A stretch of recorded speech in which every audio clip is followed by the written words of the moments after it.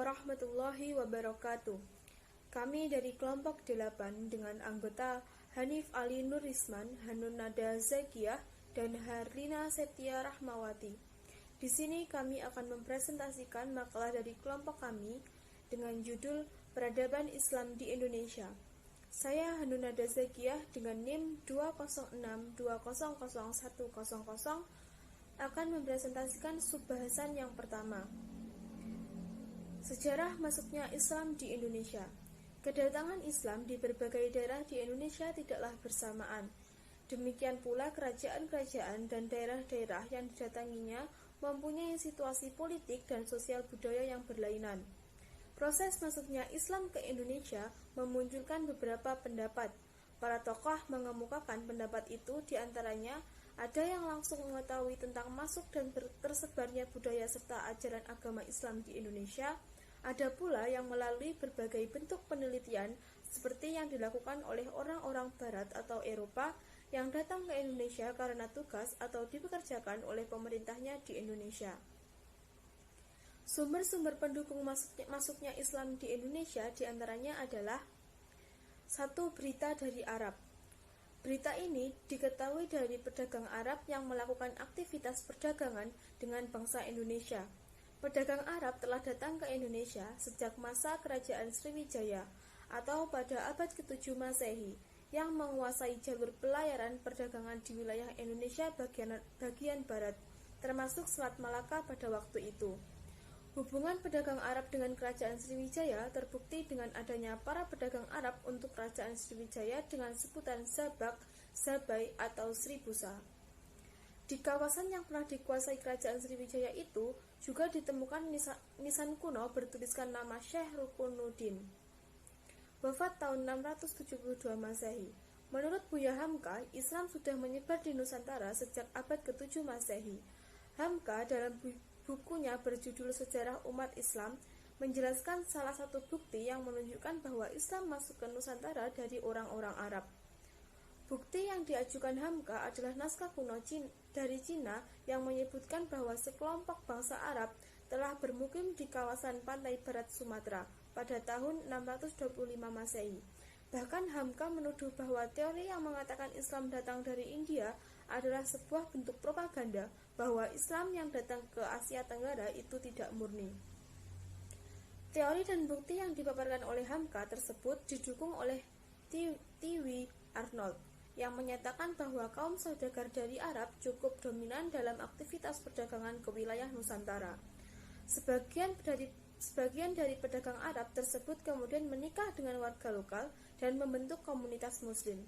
Mereka bersama-sama kemudian melakukan kegiatan dakwah Islam di berbagai wilayah di Nusantara. 2. Berita dari Eropa. Berita ini datangnya dari Marco Polo tahun 1292 Masehi. Ia adalah orang yang pertama kali menginjakkan kakinya di Indonesia ketika ia kembali dari Cina menuju Eropa melalui jalur laut. Ia dapat tugas dari Kaisar Cina untuk mengantarkan putrinya yang dipersembahkan kepada Kaisar Romawi. Dari perjalanan itu, ia singgah di Sumatera bagian utara. Di daerah ini, ia menemukan adanya kerajaan Islam, yaitu Kerajaan Samudra dengan ibu kotanya Pasai. Di antara sejarawan yang menganut teori ini adalah C. Snot Horgey, W.F. Starterheim, dan Bernard. 3. Berita dari India. Berita ini menyebutkan bahwa para pedagang India dari Gujarat mempunyai peranan penting dalam penyebaran agama dan kebudayaan Islam di Indonesia. Kaum saudagar Gujarat datang melalui Selat Malaka dan menjalin kontak dengan orang-orang lokal di bagian barat Nusantara, yang kemudian melahirkan Kesultanan Samudra Pasai sebagai kerajaan Islam pertama di Indonesia. Salah satu bukti yang mendukung teori ini adalah ditemukannya makam Malik As-Saleh dengan angka 1297. Nama asli Malik As-Saleh sebelum masuk Islam adalah Marah Silu. Ia merupakan pendiri Kesultanan Samudra Pasai di Aceh. Dikutip dari buku Arkeologi Islam Nusantara, karya Uka Sadrasasmita, corak batu nisan Sultan Malik As-Saleh memiliki kemiripan dengan corak batu nisan Gujarat. Selain itu, hubungan dagang antara Nusantara dengan India telah lama terjalin Ditemukan pula batu nisan lain di pesisir utara Sumatera bertanggal 17 Zulhijjah 831 Hijriah atau 27 September 1428 Masehi. Makam ini memiliki batu nisan serupa dari Cumbai, Gujarat dan menjadi nisan pula untuk makam Maulana Malik Ibrahim, salah satu wali Songo yang wafat tahun 1418 Masehi. Karena di samping perdagangan mereka juga aktif mengajarkan agama dan kebudayaan Islam kepada setiap masyarakat yang dijumpainya, terutama pada masyarakat yang terletak di daerah pesisir pantai. 4. Berita dari Cina. Berita ini diketahui melalui catatan dari Ma Huan, seorang penulis yang mengikuti perjalanan Laksamana Cheng Ho. Ia menyatakan melalui tulisannya bahwa sejak kira-kira tahun 1400 telah ada saudagar-saudagar Islam yang bertempat tinggal di pantai utara Pulau Jawa. Ajaran Islam berkembang di Cina pada masa dinasti Tang 618-905 Masehi, dibawa oleh panglima muslim dari kekhalifahan di Madinah semasa era Khalifah Utsman bin Affan, yakni Sa'ad bin Abi Waqqas. Barli dalam buku Islam in Cina menyatakan relasi pertama orang-orang Islam dari Arab dengan bangsa Cina terjadi pada 713 Masehi. Diyakini bahwa Islam memasuki Nusantara bersamaan migrasi orang-orang Cina ke Asia Tenggara. Mereka dan memasuki wilayah Sumatera bagian selatan, Palembang pada 879 atau abad ke-9 Masehi. Bukti lain adalah banyak pendakwah dari Islam keturunan Cina yang punya pengaruh besar di Kesultanan Demak, kerajaan Islam pertama di Pulau Jawa, seiring dengan keruntuhan kerajaan Majapahit pada perjalanan abad ke-13 Masehi. Sebagian dari mereka disebut Wali Songo. Dalam buku sejarah yang ditulis oleh Nana Supriyatna diungkapkan, Kesultanan Demak didirikan oleh Raden Patah, putra Raja Majapahit dari istri seorang perempuan asal Cina yang telah masuk Islam. Seorang Raden Patah yang memiliki nama Cina Jin Buan memimpin Demak bersama Wali Songo sejak 1500 Masehi. Yang terakhir, sumber dari dalam negeri. Terdapat sumber-sumber dari dalam negeri yang menerangkan berkembangnya pengaruh Islam di Indonesia. Yang pertama, penemuan sebuah batu di Leran, Gresik.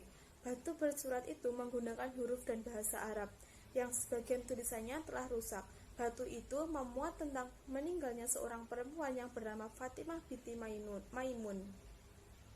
Kedua, makam Sultan Maliko Saleh di Sumatera Utara yang meninggal pada bulan Ramadan tahun 676 Hijriah atau 1297 Masehi. Ketiga, makam Syekh Maulana Malik Ibrahim di Gresik yang wafat tahun 1419 Masehi. Jirat makam didatangkan dari Gujarat yang berisi tulisan-tulisan Arab. Strategi penyebaran Islam di Nusantara. Dalam penyebaran Islam di Nusantara, terdapat strategi yang dilakukan sehingga Islam lebih mudah diterima dibandingkan dengan agama lain. Strategi yang dilakukan bermacam-macam dan tidak terdapat unsur paksaan. Di antara strategi penyebaran Islam tersebut adalah yang pertama, yaitu melalui jalur perdagangan. Awalnya, Islam merupakan komunitas kecil yang kurang berarti. Interaksi antar pedagang muslim dari berbagai negeri seperti Arab, Persia, anak benua India, Melayu, dan Cina yang berlangsung lama membuat komunitas Islam semakin berwibawa. Para pedagang dari Gujarat, Arab, dan Persia datang ke Indonesia sambil berdagang berupaya mencari simpati dari masyarakat. Mereka bergaul akrab dengan penduduk yang mendatanginya. Dari upaya itu, transaksi jual-beli menjadi sangat menguntungkan. Setelah hubungan sosial ekonomi lancar, mereka sedikit demi sedikit memperkenalkan nilai Islam ke penduduk dan pada akhirnya membentuk masyarakat muslim. Selain berdagang, para penyebar agama Islam dari berbagai kawasan tersebut juga menyebarkan agama yang dianutnya dengan menggunakan sarana pelayaran. Kedua, melalui jalur dakwah bi-al-hal yang dilakukan oleh para mubalik yang merangkap tugas menjadi pedagang. Proses dakwah tersebut pada mulanya dilakukan secara individual. Mereka melaksanakan kewajiban-kewajiban syariat Islam dengan memperhatikan kebersihan dan pergaulan mereka menampakkan sikap sederhana. Ketiga, melalui jalur perkawinan, yaitu perkawinan antara pedagang muslim mubalik dengan anak bangsawan Nusantara. Berawal dari kecakapan ilmu pengetahuan dan pengobatan yang didapati dari tuntunan hadis Nabi Muhammad SAW, ada di antara kaum muslim yang berani memenuhi sayembara yang diadakan oleh raja dengan janji bahwa barang siapa yang dapat mengobati putrinya apabila perempuan akan dijadikan saudara, sedangkan apabila laki-laki akan dijadikan menantu. Dari perkawinan yang terjadi antara putri raja atau anak bangsawan lainnya, terbentuklah ikatan kekerabatan yang besar di antara kedua belah pihak. Islam mulai berkembang dalam lingkup ini. Keempat, melalui jalur pendidikan. Penyebaran Islam melalui pendidikan awalnya terjadi di lingkungan keluarga, kemudian berkembang di surau, masjid, pesantren, dan akhirnya masuk di rumah para bangsawan. Menurut catatan Ibnu Battuta, pendidikan Islam di Nusantara telah dilakukan pada masa kerajaan Islam pertama di Nusantara, yaitu Perlak 840-1292 Masehi dan kerajaan Samudra Pasai 1267-1521 Masehi. Di Pulau Jawa, penyebaran agama Islam melalui pendidikan dilakukan oleh Wali Songo. Dalam buku Atlas Wali Songo, karya Agus Sunyoto, pesantren disinyalir merupakan hasil Islamisasi sistem pendidikan lokal yang berasal dari masa Hindu-Buddha. Saat itu, lembaga pendidikan lokal berupa padepokan dan dukuh hanya didirikan untuk mendidik para cantrik. Oleh Wali Songo, padepokan tersebut diakulturasi dengan nilai-nilai Islam. Materi yang diajarkan pun diganti menjadi nilai-nilai Islam atau ilmu-ilmu Islam. Seiring dengan berjalannya waktu, padepokan berganti nama menjadi pesantren. Pusat-pusat pendidikan dan dakwah Islam di Kerajaan Samudra Pasai berperan sebagai pusat dakwah pertama yang didatangi pelajar-pelajar dan mengirim mubalik lokal, di antaranya mengirim Maulana Malik Ibrahim ke Jawa. Kelima, melalui jalur kultural. Apabila awal mulanya kegiatan Islamisasi tersebut selalu menghadapi benturan dengan tradisi Jawa yang banyak dipengaruhi Hindu-Buddha. Setelah kerajaan Majapahit runtuh, kemudian digantikan oleh kerajaan Islam. Di Jawa, Islam menyesuaikan dengan budaya lokal, sedang di Sumatera adat menyesuaikan dengan Islam. Islam terus berkembang dan menyebar dari masa ke masa, hingga sekarang melalui tahapan-tahapan dan jasa para mubalik. Meskipun demikian, masih terdapat perbedaan-perbedaan dalam cara ibadah, disebabkan oleh faktor kultural. Selanjutnya, perkembangan Islam dan berdirinya kerajaan-kerajaan di Indonesia. Yang pertama, kerajaan Islam di Sumatera, ada Kerajaan Perlak. Sultan Mahmud Alaidin Abdul Malik Shah Johan berdaulat. Terjadi lagi pergolakan selama kurang lebih 4 tahun antara Syiah dan Sunni yang diakhiri dengan perdamaian dengan pembagian kekuasaan menjadi 2 kerajaan. Dari perjalanan Kerajaan Perlak mengalami pasang surut dan beberapa pertikaian, bahkan menjadikan Kerajaan Perlak terus berkembang. Yang kedua ada Kerajaan Samudra Pasai. Raja pertama adalah Sultan Malik As-Saleh yang wafat 1297 Masehi. Kemudian dilanjutkan dengan pemerintahan Sultan Malik Al-Tahir. Kerajaan ini ditaklukkan oleh Portugis yang menduduki selama 3 tahun. Dari perjalanan sejarah Kerajaan Samudra Pasai memberikan andil besar bagi perkembangan Islam di Nusantara. Bahkan sebagian referensi menyatakan bahwa Kerajaan Samudra Pasai merupakan kerajaan Islam pertama di Nusantara karena daerah-daerah pantai pernah disinggahi oleh para pedagang-pedagang muslim pada abad ke-7 Masehi. Yang kedua ada Kerajaan Aceh Darussalam. Pada masa kepemimpinan Sultan Iskandar Muda, bangsa Aceh sudah meluaskan pengaruhnya atas pulau-pulau Sunda serta sebagian tanah semenanjung Melayu. Kesultanan Aceh melakukan penyerangan terhadap Portugis di Malaka dengan 500 buah kapal dan 60.000 tentara laut. Serangan ini merupakan upaya dominasi Aceh atas Selat Malaka. Masa kepemimpinan Sultan Iskandar Muda, politik dan ekonominya mencakup daerah Pedir, Pesir, Deli, Aru, Daya, Laulo, Sengke, Batak, Pasaman, Tiku, Periaman, dan Padang. Kemunduran kerajaan Islam di Jawa, Kerajaan Demak di Pulau Sumatera. Faktor yang membuat Kerajaan Demak maju besar karena agama yang diajarkan oleh para wali songo selain berdakwah menjadi penasehat kerajaan yang ahli dalam bidang politik, sosial, ekonomi, budaya, seni, dan kesehatan. Ada beberapa peninggalan dari Kerajaan Demak yaitu Masjid Agung Demak, Pintu Bledek, Soko Tata Soko Guru, Beduk dan Kentongan, Maksurah, Dampar Kencana, Piring Campa. Kerajaan Demak telah memberikan kontribusi yang besar terhadap perkembangan Islam di Jawa dan menjadikan kerajaan Islam pertama di Jawa. Kerajaan Pajang. Raja pertama Kerajaan Pajang adalah Sultan Adiwijaya dan kedudukannya digantikan oleh Arya Pangiri, anak Sunan Prawoto. Sementara itu, anak Sultan Adiwijaya yaitu Pangeran Benawa diberikan kekuasaan di Jipang. Akan tetapi Pangeran Benawa tidak terima dengan keputusan tersebut sehingga melakukan pemberontakan dengan meminta bantuan dari Senopati penguasa Mataram untuk mengusir Arya Pangiri. Usahanya tersebut berhasil dan Senopati meminta pusaka Kerajaan Pajang untuk dipindahkan ke Mataram. Kerajaan ini telah menorehkan sejarah tentang eksistensi sebagai salah satu kerajaan Islam yang pernah berpengaruh di Jawa. Kerajaan Mataram. Sultan Agung telah mencurahkan perhatiannya untuk membangun negara. Bahkan masa ini kebudayaan dan kesenian sangat maju. Sultan Agung dikenal dengan wawasan kebudayaan dan juga salah satu mengembangkan kalender Jawa dengan memadukan kalender Hijriah dengan kalender Saka pada tahun 1663. Setelah wafat, Sultan Agung digantikan oleh putranya yang bergelar Amangkurat Agung. Kerajaan Cirebon dan Banten. Kesultanan Cirebon merupakan kerajaan Islam pertama di Jawa Barat. Sunan Gunung Jati kemudian diyakini penyebar agama Islam di Jawa Barat seperti Majalengka, Kuningan, Kawali, Sunda Kelapa, dan Banten.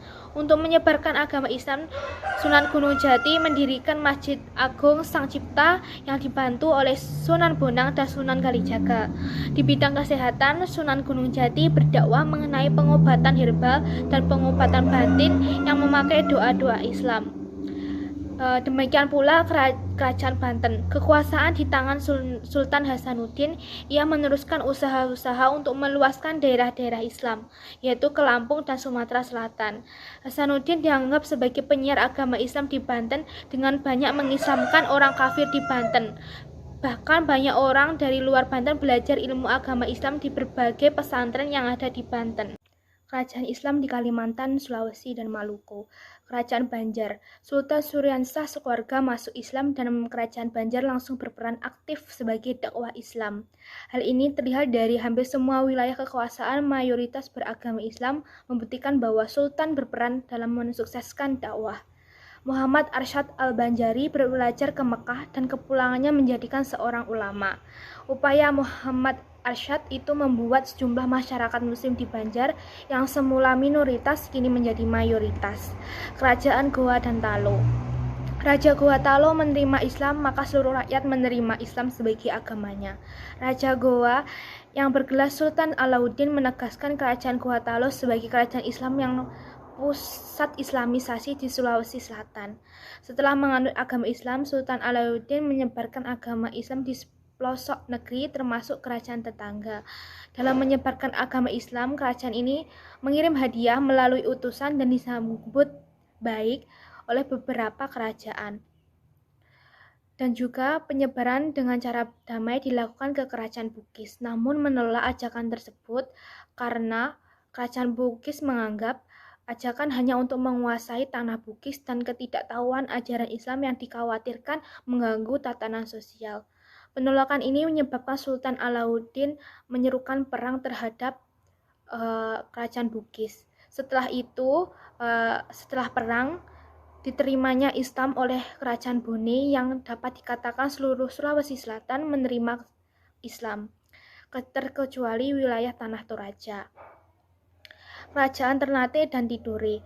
Marhum Kolano Ternate yang pertama masuk Islam setelah mendapat seruan dakwah dari pedagang Minangkabau yang juga murid Sunan Giri. Dengan keterangan tersebut menjadikan patokan masuknya Islam ke Ternate disebarkan oleh ulama Melayu Jawa. Di masa Zainal Abidin, gelar Kolano digantikan dengan Sultan dan menjadikan kerajaan menjadi kesultanan. Kerajaan Tidore, Raja Cirilianti masuk Islam dengan gelar Sultan Jamaluddin. Keislaman raja mempercepat proses islamisasi kalangan rakyat di Tidore dan didukung oleh aktivitas kerajaan yang difokuskan untuk membangun madrasah dan masjid sebagai sarana pendidikan dan ibadah rakyat. Saya akan menjelaskan tentang perkembangan peradaban Islam di Indonesia. Perkembangan ada dua, yaitu awal perkembangan dan masa perkembangan. Awal perkembangan bermula dari kemunduran kekhalifahan Utsmani yang kemudian disusul dengan pergerakan Wahabi. Pergerakan tersebut memberi pengaruh besar dengan gerakan kebangkitan Islam di Indonesia. Bermula berpengaruh perubahan pemikiran pendidikan Islam di Minangkabau, kemudian pembaruan semakin pesat berkembang menjadi organisasi-organisasi seperti SDI, Sekat Dagang Islam di Bogor dan Solo, Muhammadiyah di Yogyakarta, Nahdlatul Ulama di Surabaya, dan partai-partai politik seperti Sekat Islam dan Persatuan Muslimin Indonesia. Masa-masa perkembangan ada 3. Yang pertama, masa kolonial Belanda. Awal abad 20 Masehi, sejarah Belanda diberlakukan politik balas budi yang mana memberikan pendidikan dan pekerjaan khusus umat Islam dengan tujuan mensosialisasikan ilmu-ilmu dan yang jauh dari Al-Quran dan hadis. Yang kedua, masa pendudukan Jepang. Jepang menggabungkan 2 kekuatan Islam dan nasionalis. Jepang berpendapat organisasi Islamiyah yang mempunyai masa dan hanya pendekatan agama, maka penduduk Indonesia dapat dimobilisasi. Maka dari itu organisasi non-agama dibubarkan. Sedangkan organisasi Islam seperti NU dan Muhammadiyah diperkenankan kembali meneruskan kegiatannya. Yang terakhir adalah masa Orde Baru. Islam mulai memasuki wilayah politik Indonesia sejak pertama kali negara Indonesia mengadakan pemilu. Pada masa itu, simbol-simbol agama sangat mewarnai kancah perpolitikan Indonesia. Dapat tumbuh, partai pun mendapat perpecahan yang kemudian tanpa disadari memberikan ruang bagi berkembangnya wacana pergerakan syariat Islam di Indonesia. Sekian presentasi kelompok kami. Jika ada salah kata, kami mohon maaf. Akhirul kalam. Wassalamualaikum warahmatullahi wabarakatuh.